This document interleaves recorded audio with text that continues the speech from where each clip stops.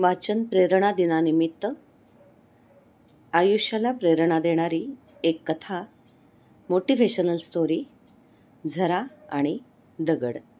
ऐकूया. एक गाव होतं. त्या गावातून एक झरा वाहायचा. खळखळ खळखळ आवाज करत दगडधोंड्यांमधून आपल्याच नादात स्वतःशीच गाणी गुणगुणत वाटेत येईल त्या सगळ्यांना स्वतःमध्ये सामावून घेत वाहत राहायचा. त्या झऱ्याच्या बाजूला एक रस्ता होता. रस्त्याने जाणारा येणारा त्या झऱ्याचे सौंदर्य पाहत क्षणभर रेंगाळायचा. किती छान, शांत वाटतं, किती सुंदर आवाज येतो आहे पाण्याचा, असं म्हणत कौतुक करत पुढे जायचा. याच झऱ्याच्या बाजूला असलेल्या दगडांना झऱ्याचा खूप राग यायचा. आम्ही पण बाजूला आहोत म्हणून याच्या खळखळण्याचा आवाज येतो आणि हा सुंदर दिसतो म्हणून कौतुक मात्र एकट्या याचंच, असं त्यांना वाटत राहायचं. खरं तर झऱ्याच्या काठी चालणाऱ्यांना ते संपूर्ण दृश्यच विलोभनीय वाटायचं. अर्थात त्या झऱ्याच्या बरोबर दगड होतेच, पण दगडांना मात्र वाटायचं एकट्या झऱ्याचं कौतुक होत आहे. दगडाने ठरवलं, या झऱ्याचं वाहनच बंद करायचं. बघू कसा खळखळत उड्या घेत धावतो ते.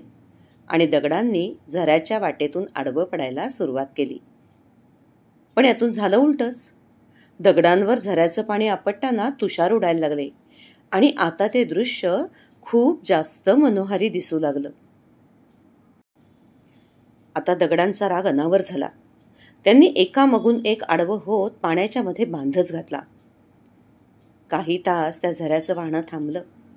दगडांना आता मजा वाटू लागली. पण काही वेळातच त्या दगडांच्या वरून एक सुंदर छोटासा धबधबा वाहायला लागला. दगडांचा संताप अनावर झाला. आता दगडांनी झऱ्याच्या सर्व बाजूंनी मोठा बांध घालायचं ठरवलं. आता पाणी बाहेर पडायचं थांबलं. पण त्यामुळं दगडांवर दाब येऊ लागला. त्याचा त्यांना त्रास व्हायला लागला. या एवढ्याशा पाण्यात एवढी भरपूर ताकद आहे याची जाणीव दगडांना प्रथमच झाली. पण तरीही ते बळ एकवटून तसेच राहिले.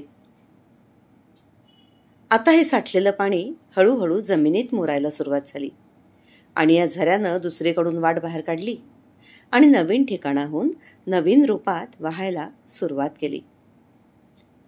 आता दगडांनी नवीन क्लुप्ती शोधली. त्यांनी साठलेल्या पाण्याच्या तळाशी दगडांची घट्ट रांग तयार केली की हे आता पाणी फारसं मुरणारच नाही. आता या साठलेल्या पाण्याची सूर्याच्या उष्णतेनं वाफ झाली. ती हळूहळू वरवर जाऊ लागली. उंच हवेतल्या थंडाव्याने तिचं ढगात रूपांतर झालं आणि आता ते पाणी पावसाच्या हलक्या सरींच्या रूपात बरसू लागलं आणि जमिनीवरून जिथे जागा मिळेल तिथून ते पाणी आता आपल्याच नादात वाहू लागलं. हे सर्व पाहून एक छोटा दगड मोठ्या दगडाला म्हणाला, हे पाणी आपल्याला काहीच त्रास देत नाही. आपण याला इतका त्रास का दिला? याच्या सौंदर्यामध्ये आपलाही सहभाग होताच की. झऱ्याचं कौतुक करताना आपणही त्या झऱ्याचा एक भाग होतोच ना. आता इथून येणारा जाणारा आपल्याकडे पाहत सुद्धा नाही. मोठा दगड विषण्णपणे म्हणाला, खरं आहे तुझं. या झऱ्याच्या आजूबाजूला राहिलो असतो तर त्या वाहत्या पाण्याच्या प्रवाहाने आपल्याला वेगवेगळे आकार प्राप्त झाले असते. लोक आपल्याला न्याहाळत इथे रेंगाळले असते.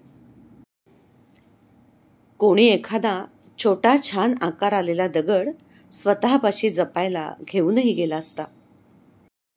आपल्या अविचारी असूया वाटण्याने आपण एक सुंदर जागा खराब करून बसलो. छोटा दगड म्हणाला, आपण या पाण्याच्या वाटेतून बाजूला होऊया आणि त्याला व्हायला जागा देऊया ना. पण मोठ्या दगडाच्या भोवतालची माती सुकून इतकी घट्ट झाली होती की त्याला आता हलणं शक्य नव्हतं. त्याने असहाय्यपणे छोट्या दगडाकडे पाहिलं. छोटा दगड म्हणाला, मी होतो इथून बाजूला. आणि छोटा दगड बाजूला झाला. काही काळ असाच गेला. एक दिवस जमिनीवरून वाहणाऱ्या पाण्याचा एक ओघळ हलकेच छोटा दगड बाजूला झाला त्या जागेवरून वाहायला लागला. हळूहळू मोठ्या दगडाच्या भोवतालची माती ओली होऊ लागली.